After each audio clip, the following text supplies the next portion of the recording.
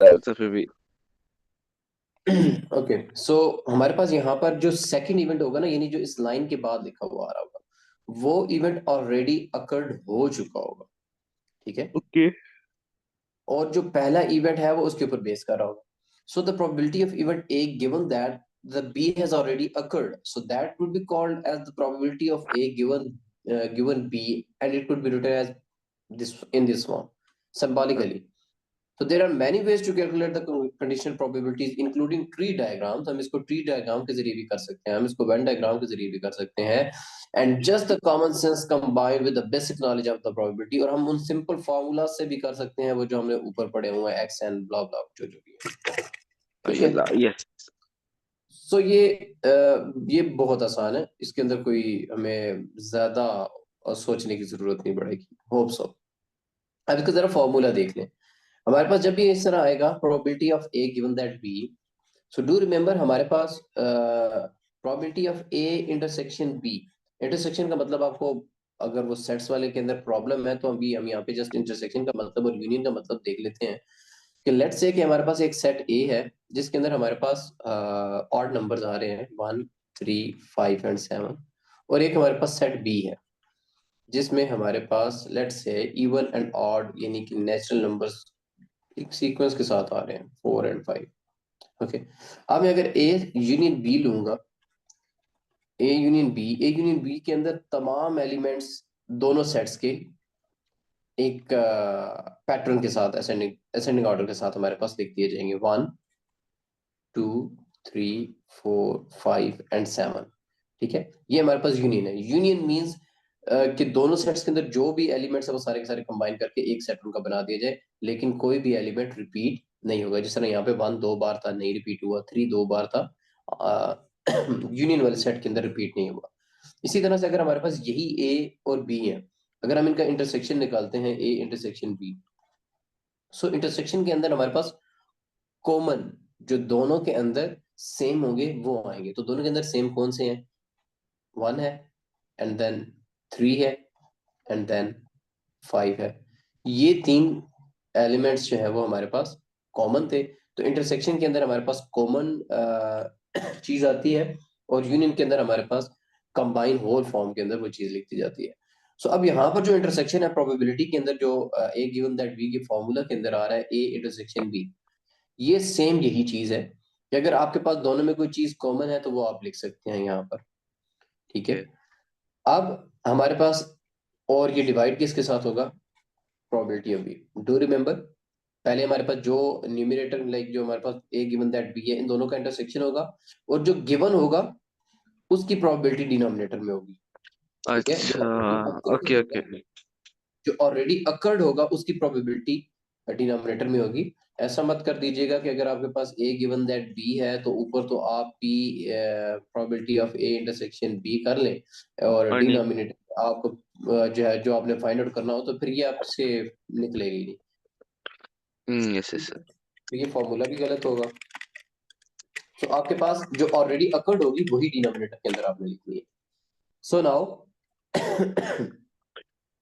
we have, on one floor of the bookshop is a cafe. Some people go into the shop just to use the cafe, some just to buy a book, some to do both, and some do not do either. The Venn diagram shows what a group of 50 people did in the book. अच्छा, अब हमारे पास in total जो book shop के अंदर जो members हैं वो 50 हैं। अब ये स्लाइड करके यहाँ पे आ जाएगा, मैं इसको रिमूव कर रहा हूँ। ओके। ओके सो ये हमारे पास टोटल जो उन्होंने ऑब्जर्व किए हैं, टोटल मेंबर्स या पीपल जो वहां पर गए हैं उस कैफे में, वो टोटल 50 हैं। ओके। अब आपको वेन डायग्राम के बारे में ज्यादा नॉलेज नहीं है, तो मैं फिर जस्ट इसको थोड़ा सा दूसरी तरह से ट्राई करता हूँ कि आपको वो उस तरह से समझ आ जाए। ओके। सो दैट मीन्स कि हमारे पास टोटल मेंबर्स कितने हैं? 50 हैं। अब बी, यानी कि ये जो सेट बी है, बी के अंदर टोटल आपके पास 25 + 12, यानी कि जो जिन्होंने जाके बुक को बाय किया था, members who bought book, so वो मेंबर्स हमारे पास कितने हैं? 25 plus 12, 37, and those who used only cafe, so वो सी है, ठीक है। यूज द कैफे, वो हमारे पास आ जाते हैं मेंबर्स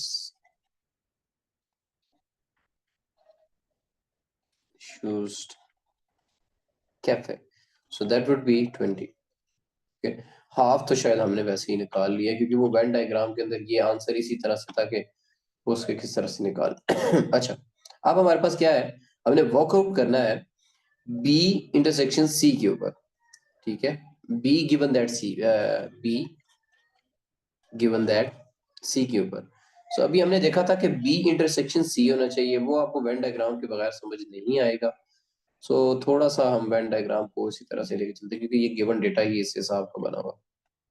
अच्छा, अब ये था कि उन्होंने ये कहा है कि आपके पास जो बी है ना वो टोटल था 37 थे, ठीक है, जिन्होंने बुक्स को बाय किया है। टोटल जो गए थे कैफे के अंदर उन्होंने 37 मेंबर्स ऐसे थे जिन्होंने बुक को बाय किया है, लेकिन 37 में से 25 ऐसे थे जिन्होंने सिर्फ बुक को बाय किया है, ठीक है, और 12 ऐसे थे जिन्होंने बुक को बाय करने के साथ साथ कैफे को भी यूज किया है। हेलो, आप हैं भी हैं वहां पे या नहीं? जी जी जी सर, मैं सुना। ओके, तो मेरी बात समझ में आ रही है? जी जी जी, 25 ने बुक को खरीदा। 25 ने बुक बाय की है, लेकिन 12 ऐसे हैं जिन्होंने बुक बाय भी की है और साथ कैफे को भी यूज किया, तो इस वजह से वो बुक के उस सर्कल के अंदर आ रहे हैं। क्लियर है? जी देन आफ्टर दैट, यहाँ पे जो सेकंड है, मैंने यहाँ पे लिखा है मेंबर यूज्ड कैफे 20 है टोटल, जी। लेकिन उनमें से 8 ऐसे हैं जिन्होंने सिर्फ कैफे ही यूज किया है, लेकिन 12 ऐसे हैं जिन्होंने कैफे के साथ साथ बुक्स को भी बाय किया। हम्म। तो ये इसका मतलब ये हुआ कि 12 ऐसे बंदे हैं जो म्यूचुअल है, जो तो कॉमन दोनों है, काम किए। जिन्होंने दोनों काम किए हैं, जिन्होंने बुक भी बाय की है, जिन्होंने कैफे भी यूज किया है। 25 ऐसे हैं जिन्होंने सिर्फ बुक बाय की है, 8 ऐसे हैं जिन्होंने सिर्फ कैफे यूज किया है। अच्छा, ये हमारे पास आ गए सेट्स, ठीक है, लेकिन हमारे पास टोटल मेंबर्स कितने थे? 50। किधर है? अच्छा। कहाँ पे? सॉरी, ये क्वेश्चन है, ये 50 और ये भी हमने लिखा हुआ है। अच्छा, 25, 12 एंड 8 कितने हो गए? काउंट करें। 25। 45। 45 है। 5 वो लोग होंगे जिन्होंने कुछ भी जिन्होंने नहीं ना किया कैफे यूज किया है, ना और बुक, ना ही बुक खरीदी है। ना ही बुक खरीदी है, यानी कि आए और चले गए। ठीक है। अब हमारे पास वो कहता है कि जो आपके पास, यानी कि ये जो रेक्टेंगुलर शेप के अंदर जो बना हुआ है, दैट इज कॉल्ड ईटा। इसको यूनिवर्सल सेट वैसे कहते होते हैं। और ये और आपके पास बुक बी है, यानी ये वाला जो सर्कल बी का है और ये वाला सी का यस। है। ओके, अब वो कह रहा है B given that C find out करें। B given that C, so हमने अभी देखा था कि अगर हमारे पास अभी, अगर इस फॉर्मूला को मैं चेंज करूं तो ये बी गिवन दैट सी, यानी कि जहां जहां पर ए है इस फॉर्मूला में, वो हमारे पास क्या आ जाएगा? वहां वहां पे हमारे बी। पास बी आ जाएगा, और जहां पे बी है वहां पर हमारे पास सी आ सी जाएगा। तो बेसिकली ये फॉर्मूला हमारे पास क्या बन जाएगा? पी बी इंटरसेक्शन सी, और गिवन जो है वो हमारे पास अकड़ जो है वो सी है। सो पी यस। सी। ओके, क्लियर हो गया? यस। अच्छा, अब बी इंटरसेक्शन सी क्या है? अभी इंटरसेक्शन के बारे में मैंने बताया था ना कि जो दोनों सेट्स के अंदर होने चाहिए। तो यहाँ पे जो दोनों सेट्स के अंदर जो चीज यूज हो रही है वो क्या है?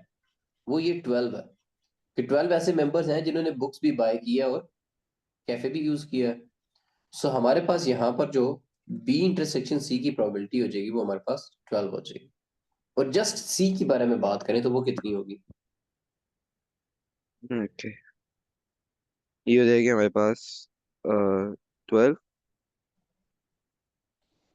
नहीं, सी की 12 ऐसे हैं प्रोबेबिलिटी। जिन्होंने कैफे यूज किया है, लेकिन 12 ऐसे हैं जिन्होंने कैफे के साथ बुक यूज किया, लेकिन कैफे तो यूज किया है, और 8 ऐसे हैं जिन्होंने सिर्फ कैफे यूज किया। तो ये आपके पास टोटल 12 प्लस 8 20 20। हो।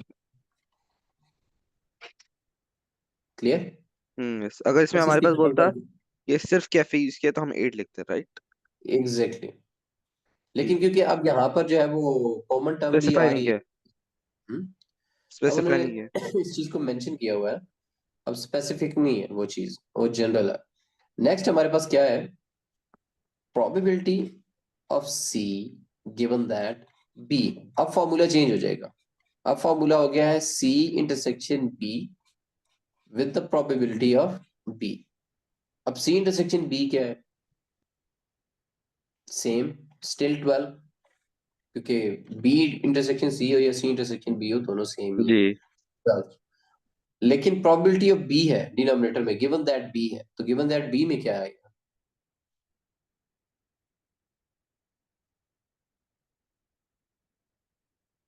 जी, गिवन दैट बी में प्रोबेबिलिटी ऑफ बी में क्या आएगा,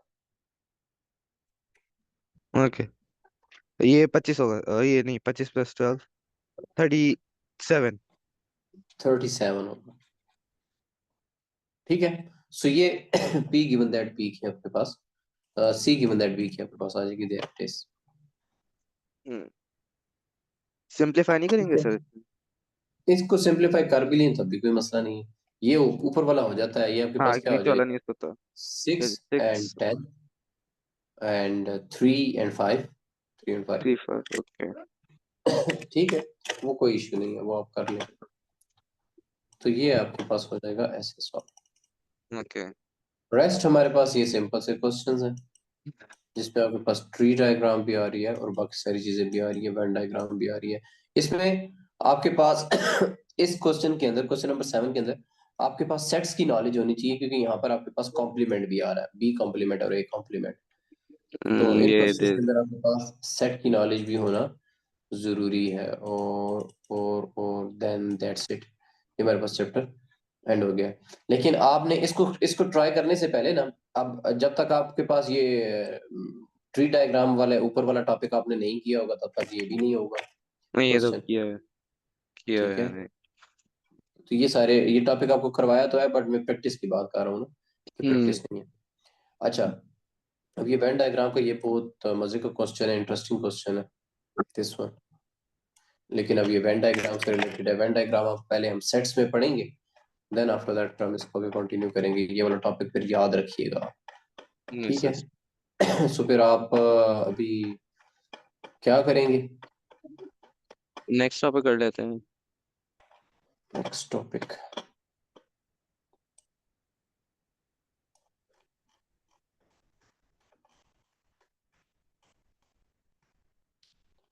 ग्राफ्स। ये वीडियो बड़ी हो जाएगी।